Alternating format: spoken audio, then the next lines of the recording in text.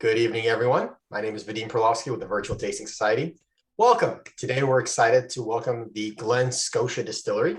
And joining us again, representing the brand, is Forbes McMulling. He's the VP of Sales for the Loch Lomond Group, which is Glen, Scotia is a part of. We are excited to try another Campbelltown distillery tonight, one of only 3 currently operating in Campbelltown. So super excited. Joining us, as always, is the Los Angeles Whiskey and Spirits Guild. The president of the guild is David Donahue. David, you want to take a couple words? Thank you very much. Welcome, Forbes. Welcome, Mitch. Thank you. It's great to see you again, and looking forward to this one.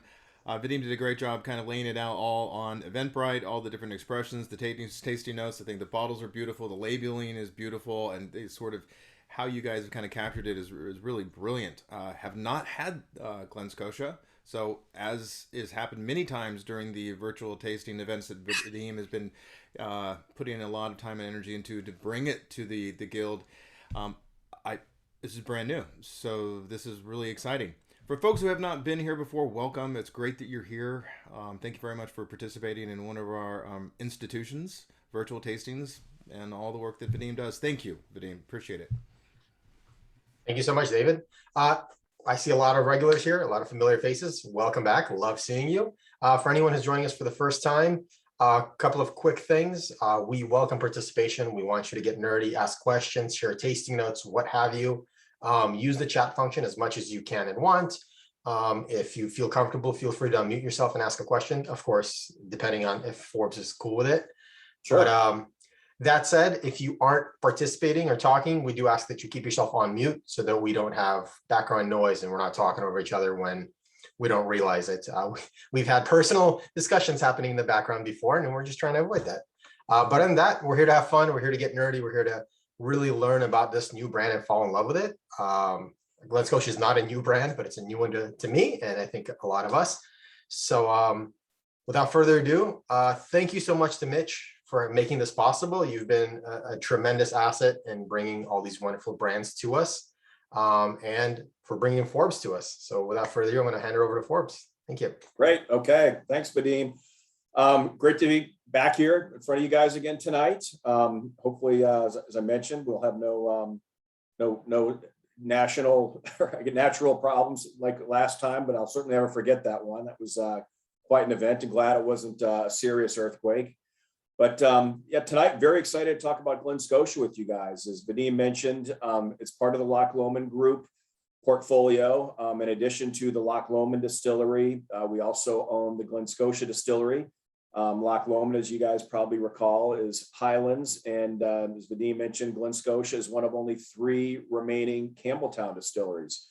Back in the Victorian era, so back at, roughly 1840 to 1900, that was when Campbelltown was sort of at its peak as far as distilleries go. I think at one point there was close to 40 distilleries. Those of you that are familiar with the geography of Scotland realize, I guess if I kind of show you my hand here, this is my fist is Scotland, and my pinky is sort of the Kintyre Peninsula. That's where Campbelltown is, at the end of that peninsula. So it kind of points down towards Ireland. It's the southwesterly part of Scotland. And geographically, it was the last place where all of the ships that used to sail off to the US after leaving from Glasgow, which is the largest city in Scotland, it's where they'd make their final stop before heading off to the US. So that's why back in the 1840s, from 1900, that period, that's why it was so popular back then, because all these distilleries were providing all this scotch that was heading over to the US. So then in the 1900s, you had a few significant events such as World War I, the Great Depression, Prohibition, World War II, and it just basically killed the demand for Scotch whiskey. So at one point, it got down to just 2 distilleries in the Campbelltown region. It was just Springbank and Glen, Scotia. And actually, it put Campbelltown at risk of being one of the 5 Scotch regions. As you guys probably know, I know you're probably, some of you know a lot more about Scotch than I do, but you have the 5 regions. And just to give you a quick overview of that, you have the Highlands region, which I mentioned, which is where Loch Lomond is, which geographically is the largest area, but it's not where the most distilleries are. There's about 40 distilleries in the Highlands region, about 50 in the Speyside region, which is where you have the Glenlivet and the Glenfiddich. And then both the Islay and the Lowlands region are both, I think, right around 10 to 12 distilleries. And then you have the 3 in Campbelltown. So as I mentioned, Campbelltown was down to just 2 distilleries. And then the Scotch Whisky Association, I guess, from what I had heard, threatened to make that no longer one of the regions. So the J&A Mitchell Company, which owns Springbank, went ahead and brought the Glengyle distillery back to life, which had gone dark. And so now you have 3 distilleries. You have Glen Scotia, you have Springbank, and you have Glengyle. But Glengyle is where they make Kilkerran. Apparently, Loch Lomond Group owns the name, the rights to the Glengyle name, so that's why it's not named Glengyle. And then obviously it's Springbank. In addition to Springbank, you have both the Hazelburn and the Longrow brands. So you have 3 distilleries, 5 brands, just to kind of give you a quick overview of where Campbelltown is right now. So it's really kind of gotten the last few years been put back on the map. There's a thing now called the Campbelltown Malts Festival, which happens every May, although it hasn't happened the last 2 previous Mays, obviously, but it's kind of like an Oktoberfest for Scotch drinkers. So it's really kind of helping to put Campbelltown back on the map because it's got such a strong history and tradition. And, especially sitting down there at the end of that Kintyre Peninsula, surrounded by water. The Glen Scotia distillery is only about 200 yards from the ocean. So as you're going to taste through tonight, there's going to be able to pick up a lot of the salty notes and salt, from that salt water so close by. So Glen Scotia is just an unbelievable distillery. For those of you that have not been able to make it to Campbelltown, I highly recommend it. I think now there's a lot of boats that are going from Islay that go back to the mainland, that go through Campbelltown. So it's a great place to stop, and especially now that you have a few other distilleries to visit. And it's just, Glen Scotia compared to Loch Lomond, which I know we talked about earlier, which is a relatively big distillery, especially because it makes blends in addition to single malts, where it does about 500,000 liters of production a year. Glen Scotia does about 30,000, so much smaller scale, but producing some unbelievable single malt Scotch whiskeys. Give you guys just a little example of that. The Glen Scotia 25, I know unfortunately we're not going to be tasting it tonight, but that's something for another time. But for those of you that aren't aware, that won the best whiskey in the world earlier this year at the San Francisco World Spirits Competition. So an enormous honor and award for Glen Scotia. And I think it really speaks to the quality of the Scotch that we're producing there now. So, everything that we're making there is just phenomenal. San Francisco World Spirits Competition, you'd think they were on our payroll because they've given everything that we're making a double gold or above with pretty much the entire portfolio. Obviously with the 25, which was before this year, was a platinum award winner, one of only 12 Scotches ever to win that award. But to get the best in show for a whiskey in the world is just sort of an unbelievable honor for us. So we're really excited about that. So we're going to be tasting a bunch of these different single malts tonight, starting off with our Glen Scotia double cask, which it's got a nice, these are that can't see the bottle, but it's got a nice sort of etching of Campbelltown here on the front. This is our entry level with Glen Scotia into the market. This retails for about $60. This is aged first in bourbon, finished for 6 to 9 months in Pedro Jimenez sherry cask. So it's got a really nice nose on it. So I don't know if we want to sort of jump in and everybody kind of start off with this, Vadim. Does that sound like a good plan? Yeah, Forbes, I was going to ask, just so people can line up the samples in front of them, we're going to do, and correct me if I'm wrong, my guess is double cask 15, 18, single cask Victoriana, and then 10-year peated, or what order did you have them in? Well, I was going to ask you, and some people like to finish the night with a peated. So as opposed to, is that your preference? Would you rather just wrap it up with that? Or do you want to go in order? Sometimes we go, from just age order. Yes. So it's whatever you prefer. I'm fine with whatever. Just sometimes people prefer to do the peat last. Ours is the end. Peat at the end. Okay. Let's do peat at the votes. That sounds good. We'll do the peat at the end. It is. So we'll start off with the double cask right here. Perfect. So a lot of times I'll do whiskey shows. I'm actually going to be doing my first live one next week here in Dallas, Whiskeys of the World. So the first one I've done since COVID. So excited about that. And I actually just did my first live tasting, club tasting last week in Atlanta. So it's good to sort of see these. Hold on, Forbes. I think I accidentally muted you. I was trying to mute myself. I Forbes, think you tried to unmute me or something. I don't know.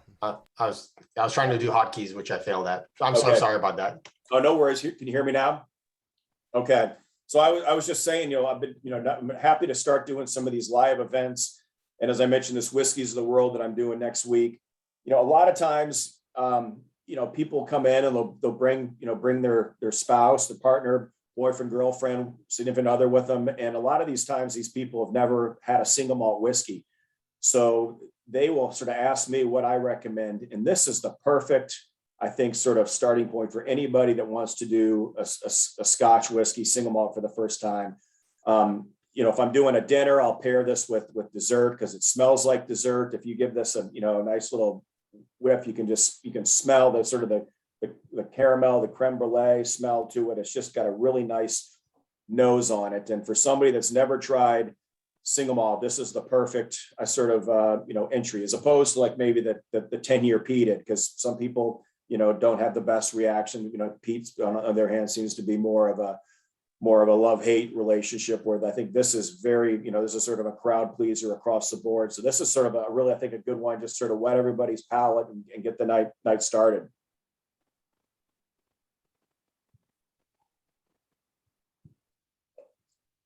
There's no age statement on this, but it's it's anywhere, I want to say from 5 to 10 on it. As I mentioned, it retails for about $60 a bottle.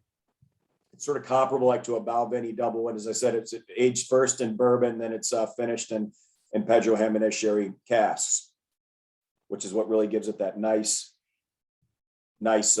finish on it. And if you guys recall from Loch Lomond being one of only 4 distilleries in Scotland with an on-site cooperage, so all of the barrels that we take care of at the Loch Lomond distillery, we use those at Glen, Scotia also. So even though the cooperage isn't on site, I think I talked about all the different advantages that having that on-site cooperage gives us, with giving us full control over those barrels behind Vadim there, that it allows us to dechar them, rechar them, tailor them for our specific needs, however we need to, because as important as the distillation process is, the aging process, i.e. the barrels / cooperage, is equally as important. So it really is something unique that really helps sort of, I think, set the Glen Scotia, apart from its competition. And, you got to realize there's only, I think, about 4 to 5 people that work at the distillery on a daily basis. So it's one of the smallest distilleries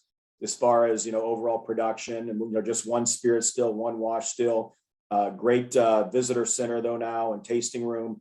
But smaller, bigger isn't always better when it comes to distilleries. And I think this is a perfect example of just a small scale distillery that's absolutely creating just some of the best, obviously the best juice on the market, and not just in my opinion, but San Francisco World Spirits Competition.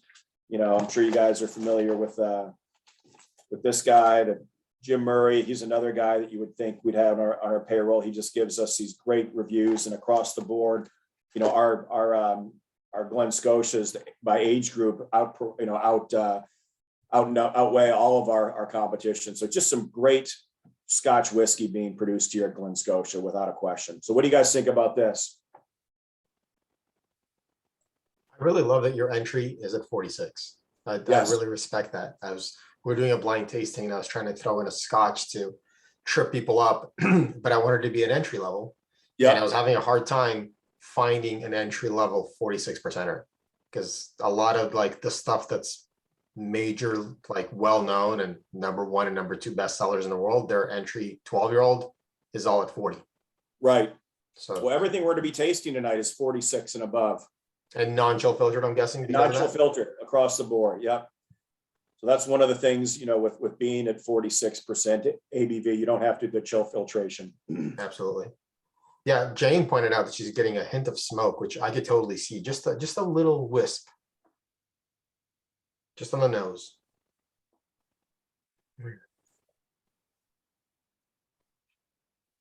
Got a little bit of smoke on it too, but then after a couple sips, it tended to fade a little bit, and then the sweetness started to kind of really come Right. in. Yeah, I think 5% of the malt is peated, so that might be where we're picking up that hint of smoke.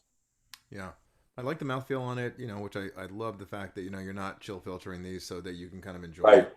Yeah. What I love about non-chill filtered expressions.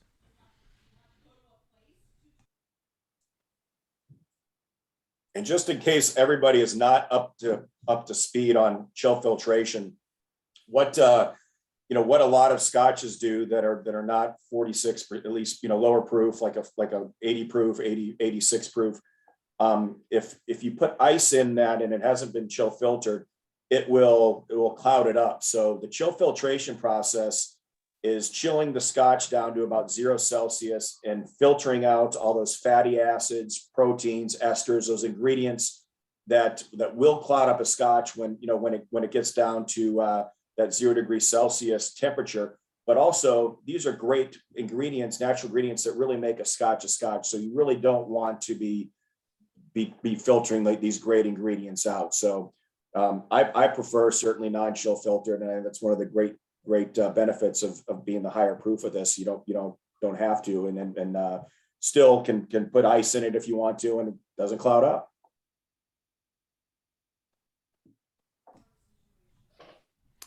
And what is the production on this? Sorry, How many bottles do they make? there's no. This is not allocated, so this is okay. This is always something that's going to be available. Yes, always available. Yes. Does it Everything we're tasting tonight, with the exception of that Wally's cask, I think everything else is widely available right now. Although I think the 18 is starting to get a little more strained, and the 15, but we still don't have we don't have limits on it. But it's getting a little more tough to get our hands on some of these right now with the demand that's been creeping up. And are you having any import issues currently? Oh boy. That's a loaded question. Yes.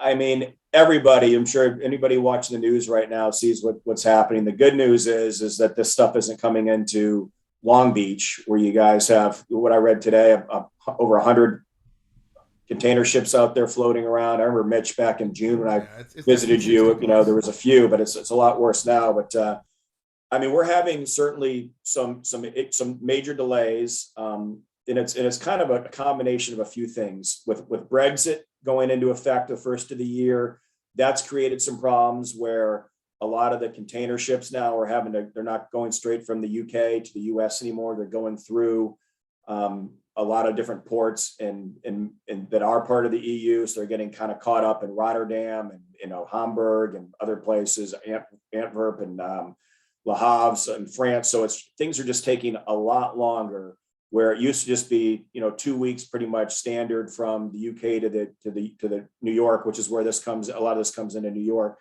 And now it's taking 8 weeks, and that's on top of the fact that a container a year ago was $2,500, and now it's close to $10,000. So there's just been a lot. It's a mess. And then we don't even know. I know we have some ships on the water right now, and we don't know, once they land, once they get to the port of New York, if they're going to have to anchor and wait before they can be unloaded, because there's a big shortage of truck drivers. So we're just trying to get ahead of this as much as we can. It just seems like, there's always something. I mean, a year ago, we were pulling our hair out over the tariffs and the dollar, which has been losing value against the pound. When COVID started, a dollar was about 115 per pound, and now it's about 140. So, it's just been one thing after another. So, I mean, I think, without, telling everybody to go out and panic buy, but, we don't know what next year is going to be like. We don't, they're projecting things could get worse. So I think a lot of people are bracing themselves for some shortages, supply shortages across the board. Prices certainly going up. I mean, when you're paying 4 times for freight, ocean freight than you were a year ago, I mean, those costs have to be passed on. So right now they haven't probably hit the shelves yet, but they will be. I mean, it's just a matter of, economics and, trickle down with, with the costs, with how it's going to happen. So, just keep that in mind that, right now is a great time to pick up a lot of these scotches because they're still available. Obviously the tariffs have been removed now. But next year, we don't know what sort of situation we're going to be in. So a lot of unknowns.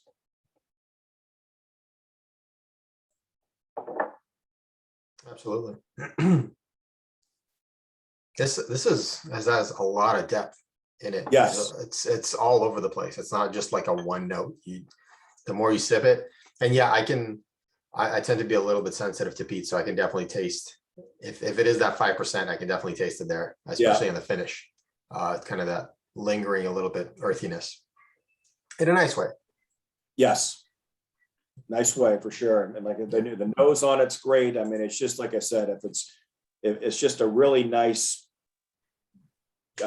gentle, sweet finish on it. I just think like I said, it's a crowd pleaser where people, a lot of people really, really enjoy this, especially with the PX sherry finish on it. Absolutely. And you have a consistent sherry source that you get these from? Well, we do both PX and then like some of the ones we're going to taste tonight are Oloroso, but yeah, we have a standard, pretty good, very, very solid source for these butts that we use for these. Mm-hmm. And globally, this is the top seller for Glen Scotia, but actually in the US, this next one actually will be, the next one we'll be tasting, the 15 has actually been our top seller in the US so far. Has been the Glen Scotia 15. A part of that's due because Costco really got behind it Midwest a couple of years ago, and just sales started to really pick up in a hurry. But Forbes, how does that happen with Costco and their buyers? Do they have a bunch of people that sit down, or do you guys go in front of them and say, "Hey, carry our product," or they say, "Hey, we'll carry it, but you need to give us this much, and this is the price we're going to pay"? I mean, they have different like what they call pods, like different regions of the stores, and and each one's got its own, sort of its own buyer. The 15, for example, was presented, I think, initially 2 to 2.5 years ago, and for whatever reason, the buyer just got tasted it, loved the price on it. I mean, when we first introduced the brands about 5 years ago into the U.S. Our strategy was to be very price competitive, where we're coming in much lower than Springbank. Just because, we knew that even though the brand dates back to 1832, that it's still relatively unknown in the U.S. We wanted to be able to get that pull. We realized we probably couldn't have a Glen Scotia 15 same price as a Springbank 15 and expect people that weren't familiar with the brand to take it off the shelf. So we decided to get very aggressive on it. So that was one of the things that initially got, the brand going. And then, there's a couple of big online reviews, people that do reviews on YouTube. And one of the big ones is a guy named Ralphie, that I don't know if you guys are familiar with him, but he's been doing like 1 or 2 a week for like the last 10 years. So he's done, hundreds of these things. But a couple of years ago, he gave Glen Scotia 15 the highest score he's ever given a 15-year-old Scotch. And sales just like the next day, all the stores sold out, and people were wondering what, I got calls from different retailers across the country. What the hell happened? I had like 7 people come in this morning and bought out all of my Glen Scotia 15. I said, because Ralphie gave it a great score on last night's review. So that was something that sort of like got the ball in motion, and then it just sort of picked up from there. But then, in other markets, like right now with Costco out in Northern California, for example, they're going crazy over our Loch Lomond 18. And, we can't even keep them, in stock right now. They would buy us out for the entire, global allocation for the next few years right now if they could, but we can't, we don't have it available with what they are requesting right now. So I mean, it's a good problem to have, but it's sort of just, things sort of pick up in different regions around the country, but these buyers, if they get behind it and they see it, more importantly, start moving, flying off their floors, then they keep ordering it. So I guess without any further delay, let's move on to this 15, because this is really a nice 15, and this retails for about 80 a bottle. Also, 46% ABV, non-chill filtered across the board. Everything we're tasting tonight is 92 proof and above. This has got a little bit of a Oloroso sherry finish on it, so you may be able to tell it's not quite as sweet as the double cask. A little more fruitiness to it. I mean, this is just a beautiful 15, especially again at the really price competitive. Because I want to say a Springbank 15 is around 130 a bottle. So this at $80 with a higher score, it's not a surprise that it's really starting to pick up.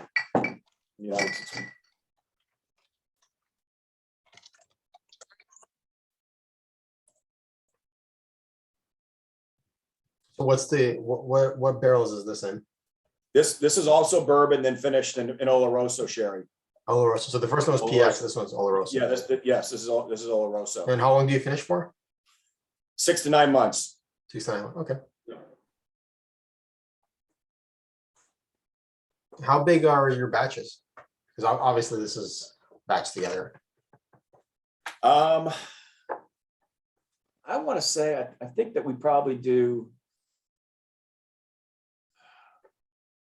I want to say probably enough to do about 30 barrels. I'd have to find out exactly and let you know without giving you a number pulling out of the air, but I can certainly find out. I can't remember off the top of my head how big the batches are, but I want to say probably anywhere from 30 to 50 barrels at a time. Not huge, not 30,000. No, nothing's huge. Nothing at Glen Scotia is huge, except the award, the scores on the. Oh, this is delicious. I can see why people are loving this. Yeah. It's got enough backbone for a 46%er that you're not craving more. Right. It's got enough complexity. It's kind of all there. It's delicious. Yeah.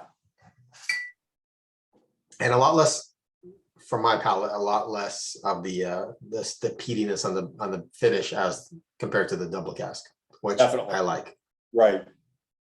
Yeah, I don't pick up hardly any peat on this at all. I didn't really get much on that one either, so Yeah. I was surprised comparing both of them. I'm getting a little peat out of it, but it's completely delicious, and I like peat anyway, so I'm fine with it. I always encourage everyone as they're going through these to try and save a little bit of the 15 for when you go to the 18, so you can kind of bounce back between the two. It's a fun little game I like to play. You have to say that before we start drinking it, because this is so quaffable. It's dangerous. I just have to put it down.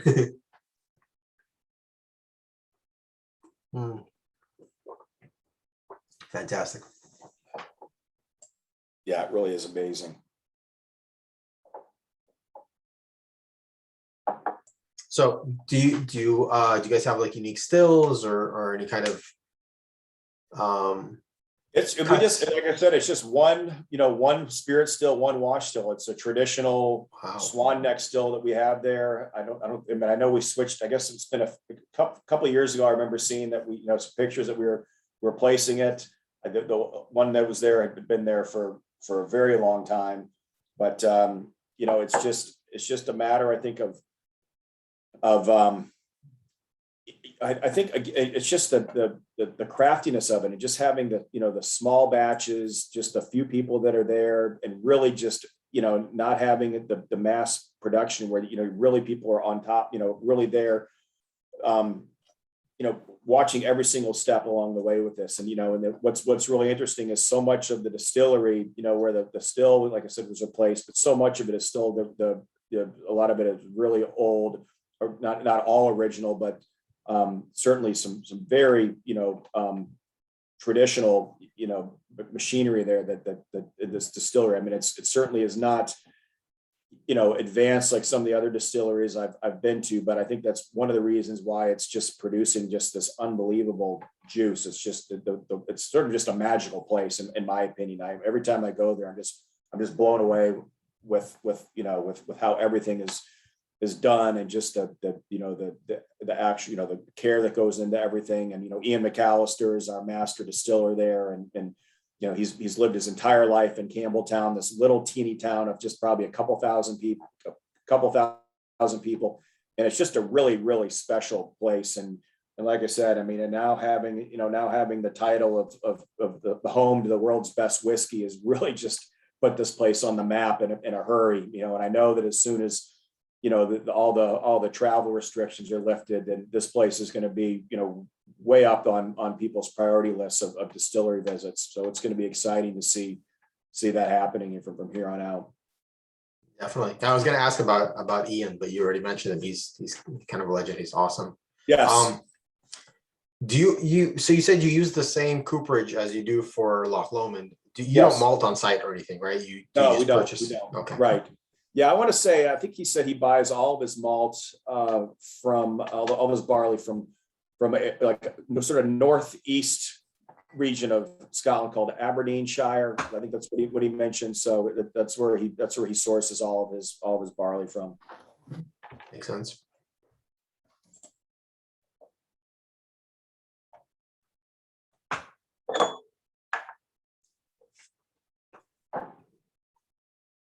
All right. So next, Victoriana. There- Do you want to go to the 18 or the Yeah, let's Victoriana? do 18. You want to do 18 next? Yeah, let's Okay. do 18 because Victoriana's is the higher proof. So Okay, all right, we'll do 18. So this is actually a fairly new, this was not part of our core portfolio when we introduced the brands to the US. It was just the double cast, the 15, and the Victoriana. So this, in my opinion, is probably the smoothest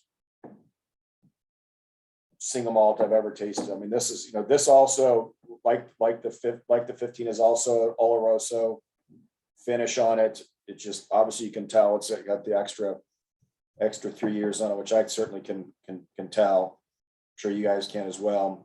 But it's interesting, like some people, you know, I'm curious to hear what people's preference are between after tasting the 15 and the 18, because it, you know, it's usually pretty mixed.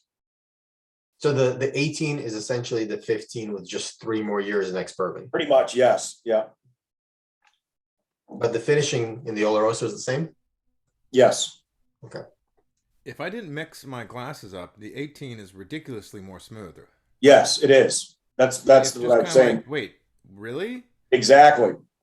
Like they don't, like it really is.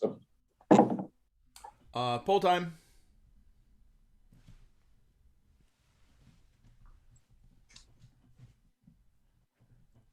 How about I just do the 15 and the 18 to make it Yes. easy? Well, because Forbes said something. So I'm thinking, oh, Very smooth. very, I mean- very different. Yes.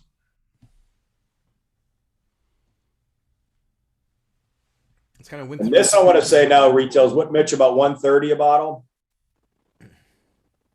Yeah, about that 120, 130. Okay. I mean, still well below some of the other 18s. I think you could probably buy 2 bottles of this instead of McAllen 18. I mean, the price is still just coming in way below where you'd really expect something like this to taste, because this could come in, because this is phenomenal. Yeah, this has always been my favorite. I feel like on this one, on the finish, I'm getting some of that earthiness back that I didn't see on the 15. It's interesting. Maybe I just put it down long enough to actually get to the finish. Yeah.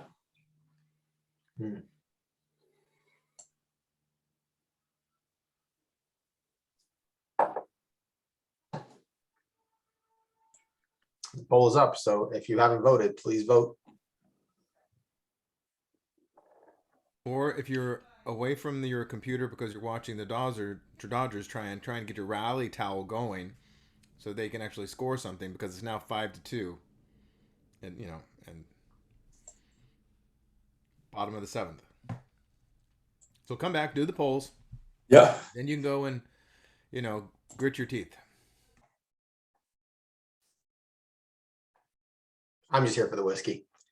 All right, I'm gonna finish the poll, and just for fun, to see where this group stands. He said it's usually a toss-up with these. Yeah, I think so. Yep. I'm curious. Yeah.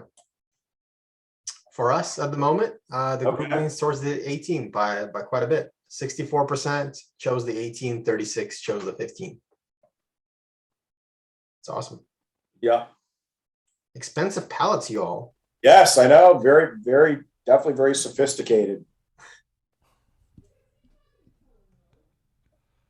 I did drop a link for the best value I could find on these, so it's in the chat. We're I'm glad lucky. that- I'm In not LA. glad that people, yeah, I'm glad to see the 18, because it means that it's probably worth a few extra bucks for it. But I think dollar for dollar, they're both phenomenal.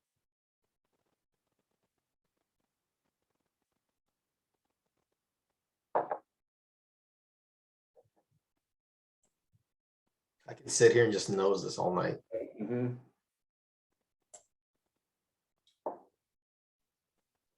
Yeah, a lot of honey and like toffee, and just it's like a dessert. I love it.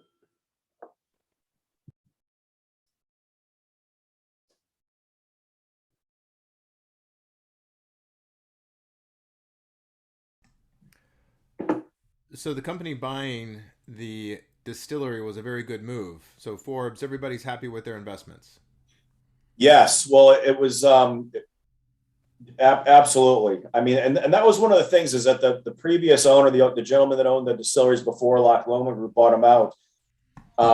For whatever reason, he was never really interested in exporting the brands to the U.S. I mean, so doing direct from the distillery. I mean, there was some independent bottlings, but until a few years ago, the brands were just not available here direct from the distillery. So that's one of the things that we decided we want. I mean, obviously the U.S. is the number one Scotch market in the world, although China has been really picking up, and they're getting, they're really kind of catching up as far as the popularity there, and they have 4 times, 5 times, I guess, the population we do, but they still have ways to go. But we decided, of course, we wanted to get into the U.S. market. It's tough with when you have these brands that are already established. I mean, you have the big 5, which are obviously Glenlivet, Glenfiddich, Glenmorangie, Balvenie, and McAllen, that really dominate a large portion of the single malt Scotch sales. So it's tough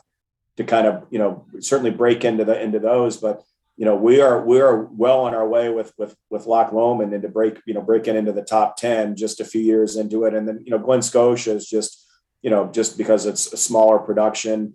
Obviously with Loch Lomond, for example, we have everything tied in with the golf, so we have a much larger marketing campaign. But the Glen Scotia sales have really been picking up as well, and it's just but it's doing more events, the hand selling like this, word of mouth, and doing whiskey taste, the whiskey fest and the whiskey of the world events. It's really helping to get get the word out there. And obviously with San Francisco World Spirits Competition, that certainly has really put a big flag on the distillery. So it's been interesting to see that happen. But even though the brand dates back to 1832, in the U.S., it's only dates back to 2016. No, that's why I think, like you said, the hand selling, I really respect and appreciate the effort that you're putting in this, and Mitch is putting into this, because it is word of mouth with people that can kind of talk about it, or if they see it on the shelf someplace, they're going to go out and buy it, and then hopefully share it. I mean, we're getting back to that now, where people are like, hey, try this. And I think that's where all the work and effort that you guys are putting into this can really pay off. Well, it makes our job so much easier to have a brand like this that is just incredible, and you can go in and and just have that confidence, because I've sold a lot of brands, I'm sure Mitch has too, where I certainly didn't have that same level of confidence. And and it's tough to go in sometimes if you're not fully behind the brand, or and don't can't confirm how wonderful it is. So having something like this and going in and talking to a buyer about it, tasting you guys on it, I mean, and just knowing that you're gonna be pleased with it, it's a joy to me, and I'm sure to Mitch as well, to be able to have a product like this to go in and sell. And then obviously with the pricing, where as competitive it is, it just really, it's kind of like the full package. We're going in and presenting a brand like this with the awards, and everything else, the accolades, and then, most importantly, the pricing, and just getting, and seeing, that getting these buyers that are the same thing, like, wow, this is great, a great product. I'm gonna turn my customers on to something like this because they're going to be happy. And that's, and a lot of people are always looking for something new. I mean, no knock against the Glen Livets and Glen Fiddicks, but I mean, a lot of people are looking for something else, something new, something they can talk about, and just trying to experiment. I mean, and these are brands that, that you can do that with. So it really, I've told Ian, thank you for making my job easy by giving me these great products to sell.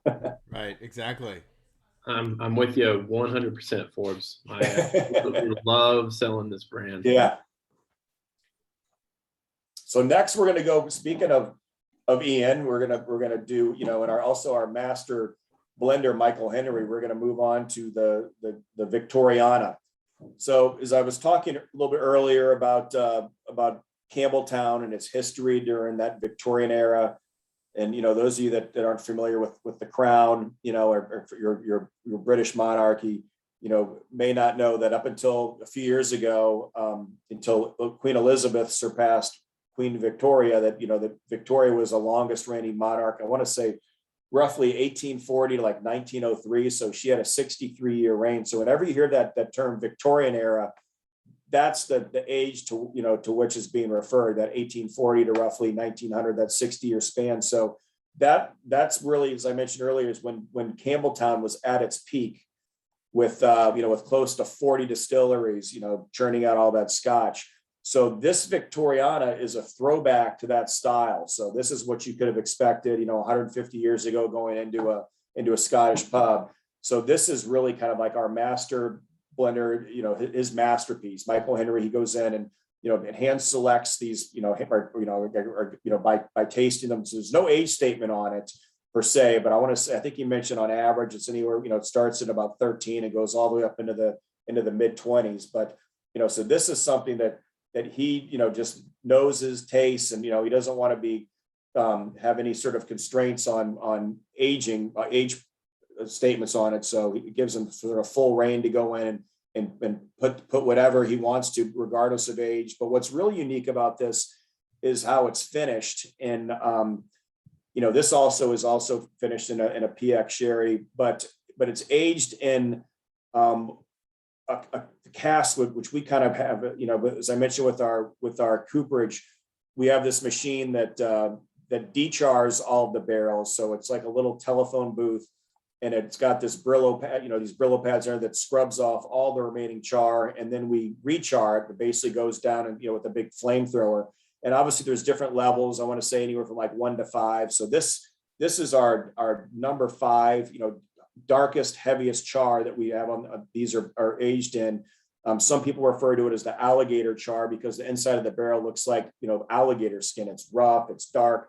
So this, you're going to notice the finish on this is just very, very long, and it's because of that very dark, heavily charred barrel, and it gives it these dark red fruit notes, and and the finish will stay with you for a while, until you put something else, until you drink something else. Sometimes people say it sticks to them till dinner, till they go to bed if they don't drink anything else. But also, if you guys have a little water dropper, you might want to just put a drop or two in this. Taste it first by itself, and then put a drop or two in, because some people swear just a drop or two makes it almost like tastes like an entirely different whiskey. So it's interesting to see the way that just a drop or two of water can interact with this. But interested to see how you guys what you think of this. So this is cask strength. I'm not sure, we've been transitioning from 103 proof up to 108. So I don't know, Vadim, do you know which bottle you Ours have? is 108.4, so 54.2. Okay. So you have the new one. So that, which is good. Fantastic. So what do you think of this? This is sort of the epitome of Campbelltown. This is the bottle is, it's, if you look at the bottles here, it stands a little bit taller than everyone else. This is the epitome of a big, bold cigar smoking Campbelltown with the salty notes to it. Cask strength. This, like I said, this is this is Campbelltown in a bottle. This is fantastic. This is really Yeah. great. Love it. Like you said, the finish is there, until, you decide to Yes. drink some water, put something else on your Right. palate. It's really exciting. And it's because of that cast finish, which is really interesting. So this is one of the things you kind of touched on, when you're talking about the Victorian eras and that's the same style. That I always kind of wonder about whiskeys, particularly in Scotland, because they've been making them since, the 1500s or Right. something. Is what we're drinking now be similar to what they drank then? Yes, I mean that's what this is. This is supposed to be like a throwback to that Victorian era style. So that's, hence its name, Victoriana. So no wonder so many people were drunk all the time. Exactly. So, and that's one thing about this is that, even though it's 108 proof, it doesn't taste like it. No. So unless you know it, it kind of sneaks up on you. So the first time I actually had it when I was tasting is right when I started with the company. They flew actually my wife and me over to Scotland for a week, and we were doing the tasting with Ian and the master blender, and I didn't realize that this was 108 proof, and I had probably a little bit more than that I should have, knowing that, and then all of a sudden a few minutes later it really hit me. But going down, it doesn't taste like that. I mean, when you tell somebody this is 108 proof, you're expecting to exhale fire after you drink it almost, and that does not happen with this. So it just sort of speaks to the just how well this is done at, at 108 proof, which is, great. But it just doesn't taste like it to me. You're absolutely right. That's exactly what I was going to say is Yeah. that this has a lot more flavor, but it's velvety. It's Yes. warm, but it's not hot. It's Right. it's exactly what we like. It's fantastic. It's complex. There's a lot to it, but it has room for water. It has Yeah, for right. the ice crowd. It has room to put it on ice. So Yes. you can enjoy it longer. And wow, there's just more room to play with it. It's fantastic. Definitely. We have arrived. No, I see a lot of comments in the chat feed. And yeah, I would agree. This is a lot of bourbon lovers really do kind of gravitate towards this from the Glen Scotia line, just that level 5 charred barrel. I don't know, some of those notes that come through with that Yeah. seem to really appeal to the bourbon connoisseurs out there as well. And so And just Forbes. to recap, the first one we did the double cask, and this are both have the PX, Pedro Jimenez sherry finishes, and then the 15 and the 18 were both the Oloroso. So there's certainly you can tell a little bit of difference just with the sherry finishes on those. Definitely. But yeah, you're absolutely right. It's interesting that the bottle is totally different on this. Yeah. And this bottle really, the design on it just stands head and shoulders up. It's just does, gorgeous yeah. with the embossing and everything. Yeah, fantastic. And it's only, weirdly enough, it's only $85 that I'm looking at right now. Yeah, that sounds about right. I mean, anywhere from 80 to 90. I mean, California's got, I think I mentioned before, a few weeks ago, it's got really low state taxes compared to other states around the country. So you guys are going to see better prices than probably, 80 to 90% of the markets out in across the US. It's only fair we have at least one tax that's lower than everyone else. Yes. You get screwed in all the other ones. They get you, they make it up some other way, I'm sure, out there, but the liquor Yeah. taxes are very, very generous, very modest out there. So that's good. For our group, we'll take it. Yes. I mean, you go up to, Oregon is crazy. Then you even go further up to Washington, and it's just off the charts what the tax rates are there. So you don't have to go far to see what the difference is Yeah, I state have to family state. in Seattle, Forbes, and and every once in a while we have members that'll show what the tax is on Yes, the bottle, and it is just insane. it's crazy. I I think think, window with 4 Seattleites in there just crying about their tax rate. yeah, But luckily, some of them can get down to Oregon frequently enough and hopefully grab some stuff. Oregon's still very high. I think Oregon's the second highest after Washington State. So Oh, wow. So you really At have least to there's get no down- sales tax, so they make it up that way. Right, I guess so. Yeah. Yeah, but we're definitely spoiled on good Scotch prices for sure. Best I've Right. seen in the nation. And then, you know, obviously it's an open market. I mean, Oregon is a control market, so everything has to be, you know, approved through the state government. So it's not, you know, everything's not available there either, the way it is in California. Well, that is because we don't have state-owned liquor stores. Right. But you can grow as much marijuana as you want in Oregon. Crazy. Wow, this All is thank you, Mitch. This is fantastic. You were right when you said this is your favorite one of the 4 so far. But I have a feeling that the next 2 are also going to be up there. I'll be honest, I'm excited to hear everyone's thoughts on the on that private cask that we sold to Wally's, because this is the first group I've been able to taste that with. So this should be Awesome. fun. Yeah. Yeah, that was the first single cast to come out to California, was that Wally's one. So, and I don't have it, so I'm going to have to sort of enjoy it vicariously through you guys, and you can kind of tell me what you think on that. I think I was with Ryan when we tasted him on it. It was the week before the whole COVID crackdown, so it was February, March of last year when we were able to get in and still sample people in person. But how is it, Mitch? You got the Wally's cast there? I actually do not. I'm Okay. living vicariously along with. All right. Well, Vadim, you got to tell us how, because like I said, I don't So let's have that start one. getting in it. Yeah. I will say the weird thing on the Victoriana, I added a splash of water, and after water, I felt like I tasted more alcohol in it. I liked it without the water for me personally. It's so strange. But very different though, don't you think? I mean, Absolutely different. It tastes yeah, like a very completely different whiskey. completely different. I know. I very much enjoyed it more before I added the water, but Yeah. a completely different whiskey nonetheless. Yes, totally different. Yeah. So it's all about the adventure, not the destination. Yeah, So exactly. definitely try it. Exactly. Let's just all be quiet and take a moment and enjoy the single cask, because holy shit. I don't know what it is. A little bit of licorice, a little the super velvety, super smooth. The nose on it, the nose is Red fruit, like cherries, like Twizzlers on the nose. Twizzlers. I'll get a Twizzlers, yeah. It's definitely candied. I mean, it almost tastes like an Irish whiskey. Some of those things that you have that have that kind of, it's starting to say, I'm going to be velvety smooth in your mouth, and it has that kind of that aroma. But that it's, whoa.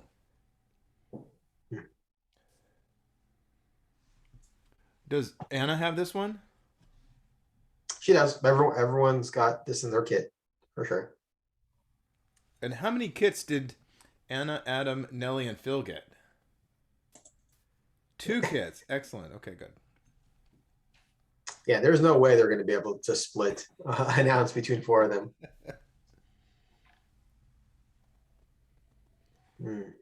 Wow, I don't want to stop smelling it. It's so good. And Mitch, what's the price on this? Is it around 100? 95 at Wally's? Okay. Yeah, exactly. Sorry, Mitch. I didn't mean to step on your toes. Nope, you're good. You're good. Wow. Matt, Strawberry. Yes. Jane is right on it. For sure, strawberries. All right, I got to taste this. Let me clean my palate real quick. So, fun fact for those of you who ever go to Wally's, if you're in their shop and you were curious on what something tastes like, you can ask them to open a bottle and they'll put it behind their bar.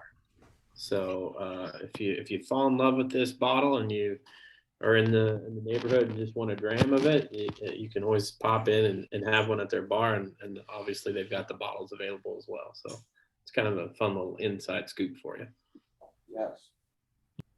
I'll bring it to the other Wally's for you too. For sure. Don't they have they have an on-premise, so they're able to just serve liquor? Yeah, they got both. That makes sense. Great food there Like the too. Yeah. Wally's in Santa Monica will bring from the Wally's in Beverly Hills. You just got to tell them what you want. Yeah. Where'd you get this one, Vadim? Santa Monica? I delivered it to his house personally. Thank you. Nice. Thank you There you very go. much, Mitch. Oh my God, this is delicious. That's what Oh my I goodness. said. We need to be quiet and just enjoy it. Well, since we have a glass and we are being quiet and enjoying this moment, let's raise the glass and say thank you to Mitch and Forbes for spending the evening with us.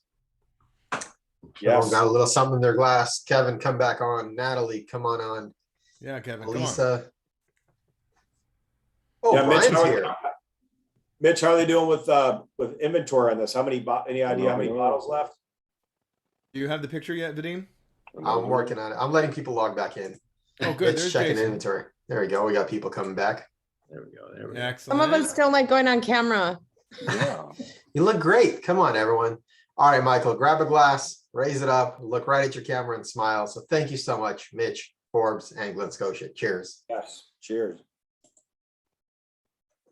Got it. He's actually sitting on a decent amount of inventory right now. However, he's full disclosure. He's told me he's kind of been sandbagging a little bit and not, and not trying to sell it because he wants to hold on to it for the holidays. It's been on the shelf, but he hasn't marketed it. He hasn't been hand selling it. You know. Yeah. So let's ruin his plans and just Wow. buy it all. there you Yeah. go. Whoa. For $95. This is stellar. And I read online that this is a 7-year. I would never be able to tell this is so young. This is fantastic. I probably shouldn't have said that. I should have just asked people how old they thought this was. Because this tastes mature and delicious. It's vibrant and mature at the same time, as weird as that is.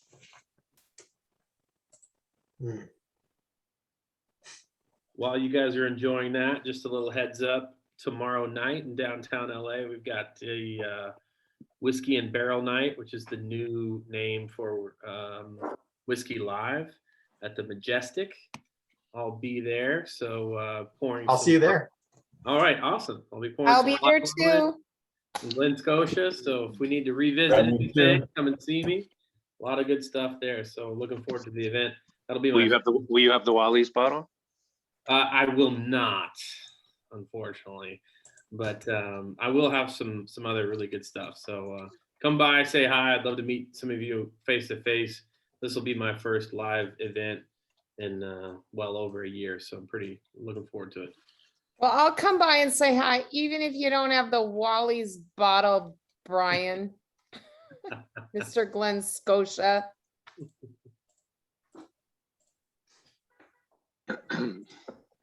By my table, I'll be pouring samples as well. I think I'm Vadim helping can out there bring- too with somebody else, so I'll Vadim be can there. bring I the just Wally's don't know bottle. which table.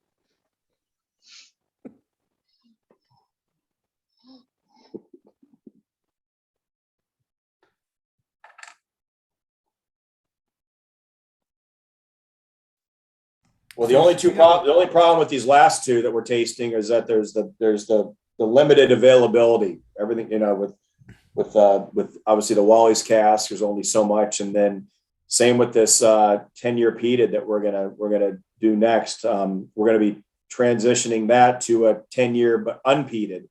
So I want to make sure that everybody, you know, gets a chance to enjoy this. Again, you know, Mitch, I don't know what's the current inventory with the 10-year peated out there right now.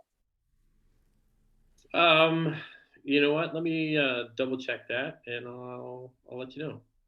So one of the things, Mitch, you had mentioned earlier that to save a little bit of the 15 and the 18 to go back to it. Would you suggest we go back and try any of the expressions we want to before we do the peated expression? Or does it really matter? What All of them. Yeah. I mean, as far as I'm concerned, it's your call. My big thing is just having people try the 15 versus the 18 side by side, because I don't know. I just think that there's not a whole lot that's different between the two as far as other than just the age, and yet the 18 is just so much softer. I just find it interesting for people to try them side by side. Yeah. Well, I voted for the 15 because I like a Interesting. little bit more complexity and a little bit more stuff to it. I mean, the 18 sounds similar to those expressions that are a little bit lower proof and then just drink super easy and they're very kind of one dimensional. It is ridiculously smooth, but I'm on the bourbon side of oomph and was it clawiness? What's the right word when it kind of sticks to your palate? Cloyingly. Cloying. Thank you. Now, Mitch, out of curiosity, is there any 25 available out there, or is that all No. gone? John found some, the man who suggested we add it, but there just wasn't enough time to make it happen. Yeah. But yeah, From a distributor standpoint, no, there's nothing available. Are there some accounts out there that you can snag a bottle? Yeah, here and there. And it's for the most part, it's the usual players of K&L, Wally's, High Times, those accounts. But even then, it's luck of the draw. I think there is some more on the water right now. Well, If anyone wants one, let me know. I know where one exists. Oh, John is teasing. yeah. John was really excited and he wanted to include it, but it just wasn't meant to be. But if someone wants to split a bottle with John, I from what I hear, he's amenable to that. So just message him on the side. I'm open. There you go. Just There send you go. me a note. Is it Perfect. expensive? Are you going to be at that event tomorrow, John? No, I actually can't. I was a bummer. My wife is leaving town, so sadly I am on baby duty. Oh, all good. So we've got about 40 cases of this 10-year left. Okay. No, I don't think we're going to be getting any more of it. And what, it's about 60 to 70 a bottle? Correct. Yeah. Right in that range. Well, I happen to be a person that enjoys peat from time to time. And so this to me is the perfect one because it's not overpowering. It's not a peat monster like it's like an Octomore or something like that.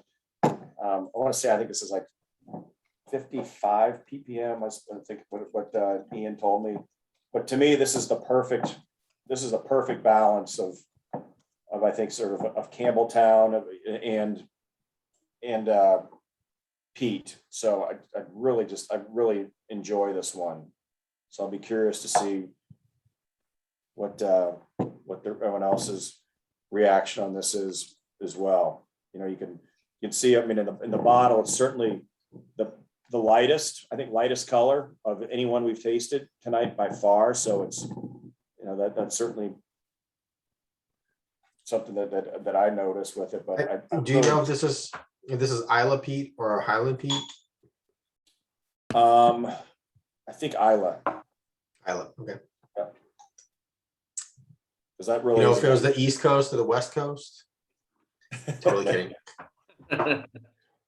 Well, a lot of people think, well, I guess they did with peat. I always think Isla, which is the West Coast. So some people are thrown off when they hear that we get the malt from the East Coast, which is or closer to the East. But Scotland's very, very small compared to any of our states. So you're not talking about the difference between our East Coast and West Coast by any stretch. Scotland's about the size of I don't know. I don't even know if it's the size like Massachusetts. I don't even know if it's as big as Massachusetts, but it certainly is not big compared to our standards with size. This one is really unusual. Yeah. It does have that definitely peat on the nose. Mm-hmm. Very, for me, it was like a singular peated kind of nose aroma.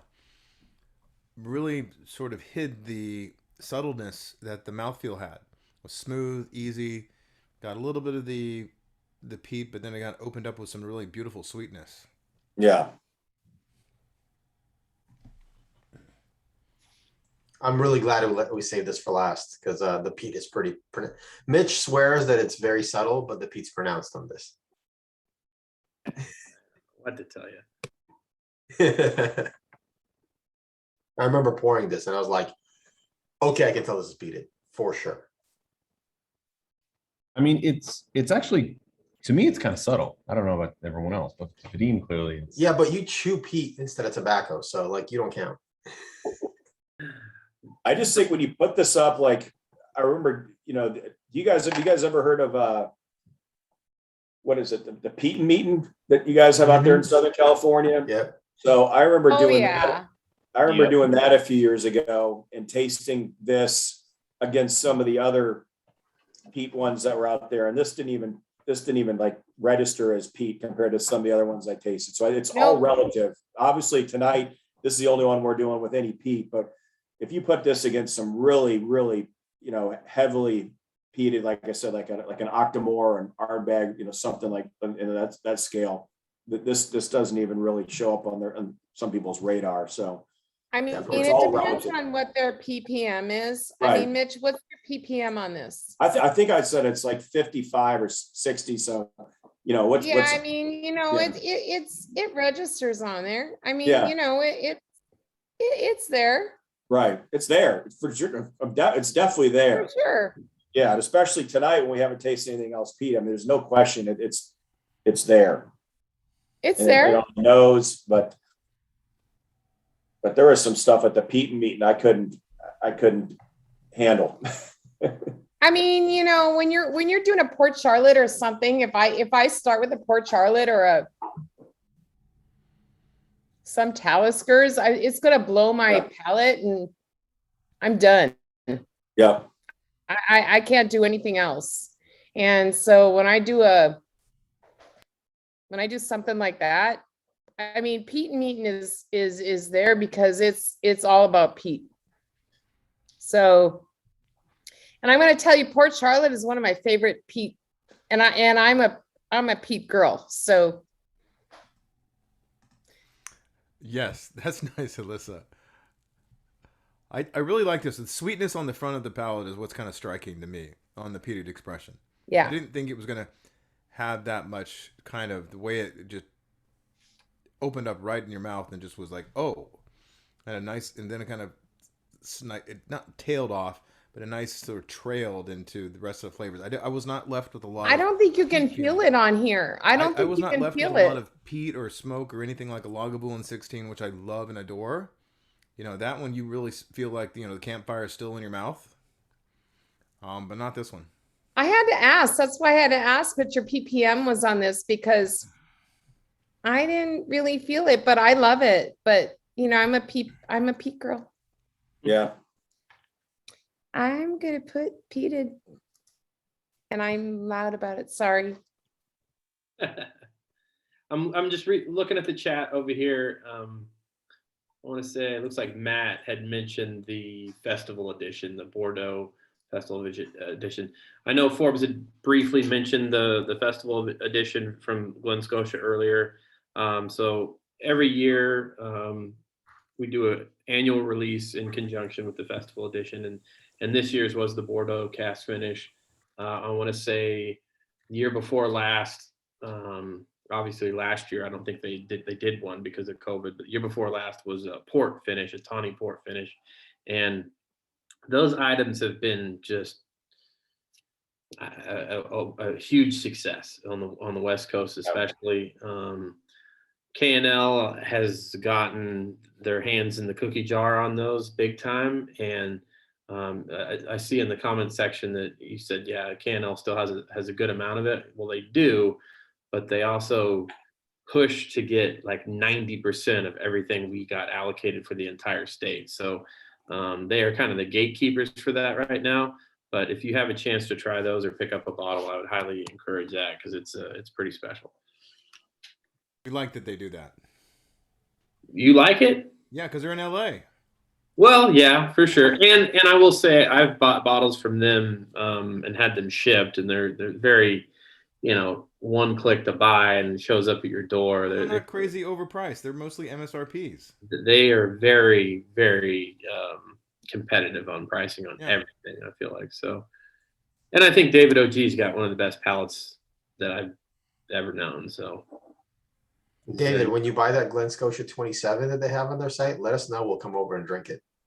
It's Don't only worry, $8.50. like- Don't worry. Like most of my really allocated bottles that I own, I usually share, don't I? Perfect. You and me both, except the difference is I don't own any allocated bottles. Do I share? I'm sure you do, Alyssa. You do.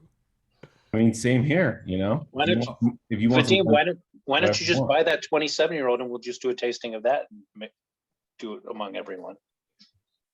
Should That'll we- be round 2 for sure. All right. Tomorrow So- night. So, Mitch, Forbes, are did you talk guys? about? Mitch, are you guys doing events here on the West Coast? I know that Forbes, you said you're starting to do them. You know, Yeah, like I said, I just did my first one in Atlanta last week. I'm going to try to get back out there again. I was out there with Mitch back in June. But I think it was during like a 2-week window when things opened. But I think I'm going to try to shoot for like February. So I don't know, Mitch, maybe we'll try to get something on the calendar for February, if that works.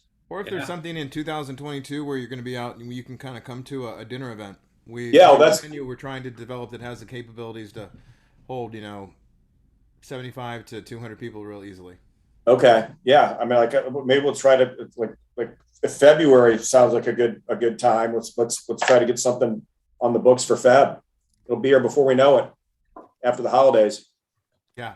The only kind of question is like, are you going to be able to have, do we need to buy some of the Wallies and have it available, Mitch? Do we need to source something that might be kind of exciting to have but if you could think about that. Yeah.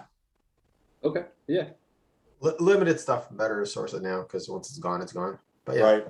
we can have that discussion offline for sure. This has been fantastic. Has everybody voted in the poll? Yeah. I think I got most I of did. everyone. All right, I'm gonna close the poll and no complaining if you missed it because it was up for a while. Forbes, you want to take a guess of what was the winner for tonight?